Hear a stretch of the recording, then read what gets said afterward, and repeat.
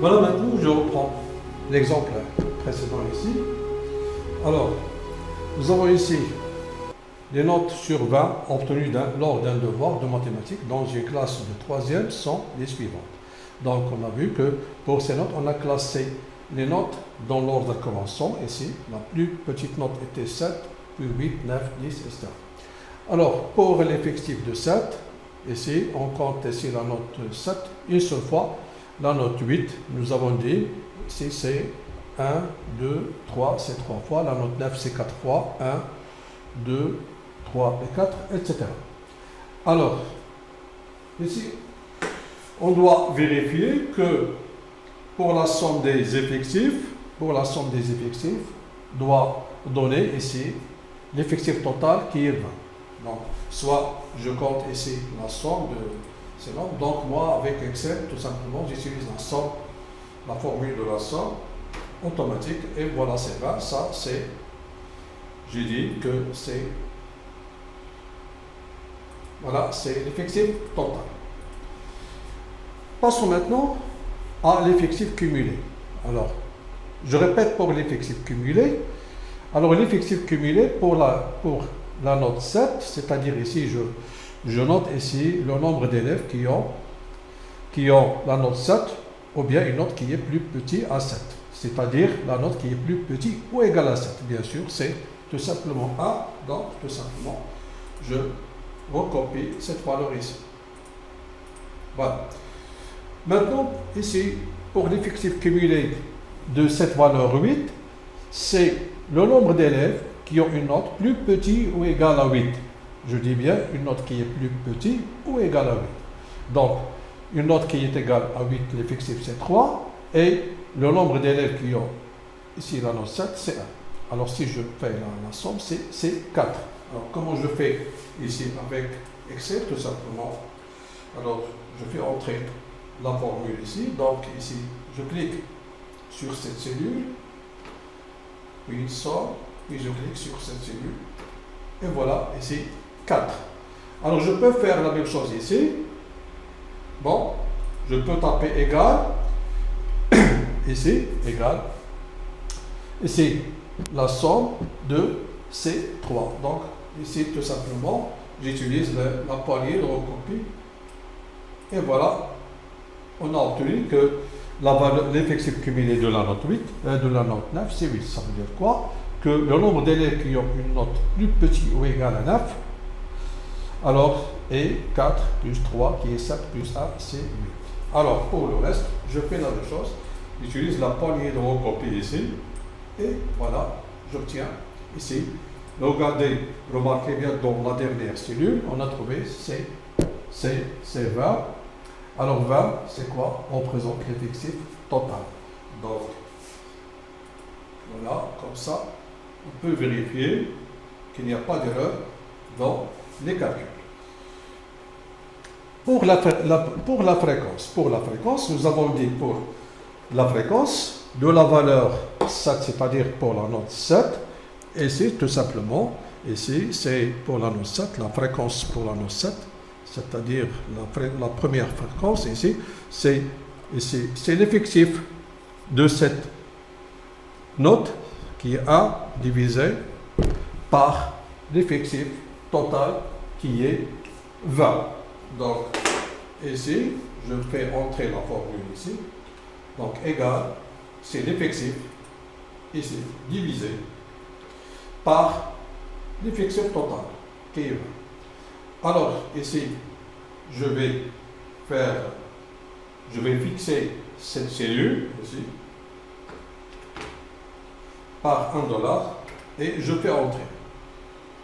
Alors, maintenant, pour déterminer la fréquence de la note 8, alors, tout simplement, c'est 3 sur 20. Donc, j'utilise la poignée de recopie. Voilà, je trouve ici 15. Ça veut dire quoi? Ça veut dire c'est 3 sur 20. Alors, je fais la même chose pour les autres valeurs. Et voilà. Pour vérifier que qu'il n'y a pas d'erreur de calcul ici,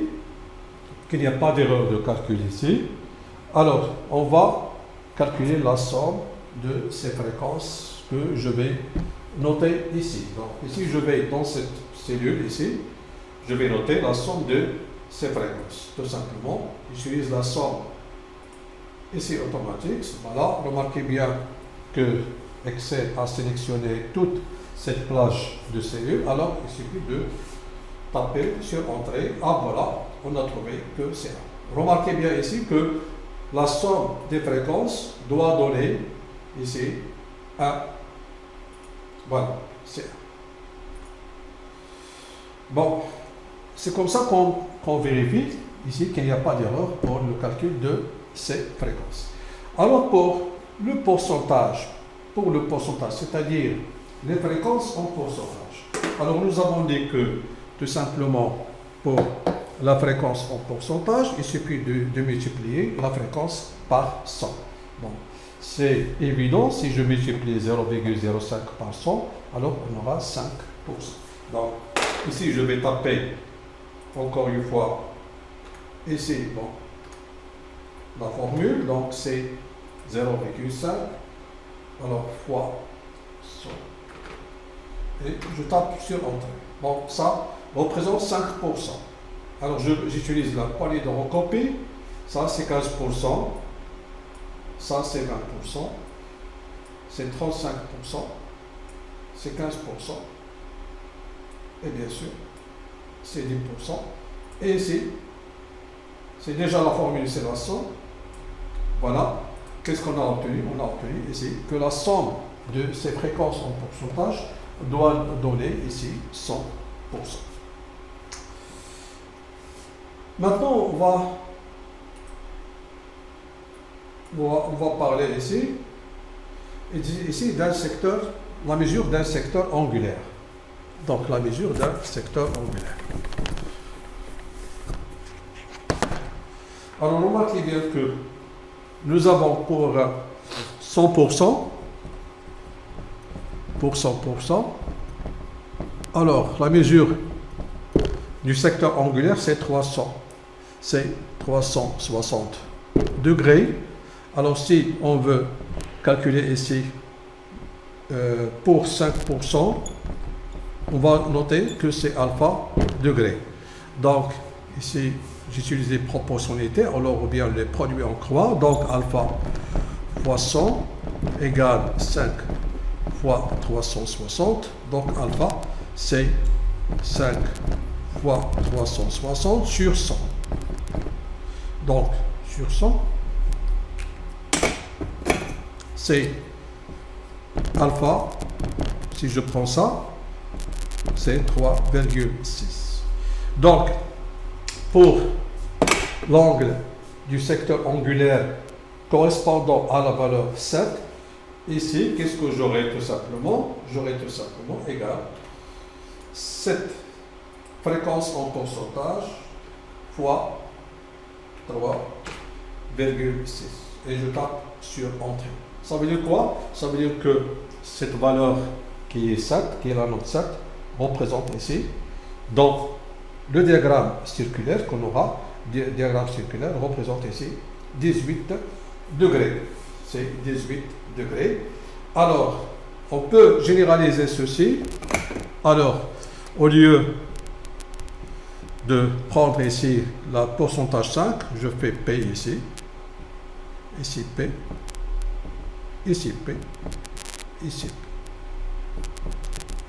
Voilà ce que nous avons obtenu ici, que c'est la mesure du secteur angulaire correspondant à une valeur statistique. C'est quoi? C'est le pourcentage en fréquence, ou bien c'est la fréquence en pourcentage, fois 3,6. C'est-à-dire ici que je dois multiplier 15 par 3,6. Donc, tout simplement, j'ai déjà la formule ici. Remarquez bien, ici, nous avons la formule égale E13, c'est E13 ici, fois 3,6. Donc, ici, je recopie cette formule ici, tout simplement. J'aurai 54 degrés, ici 72,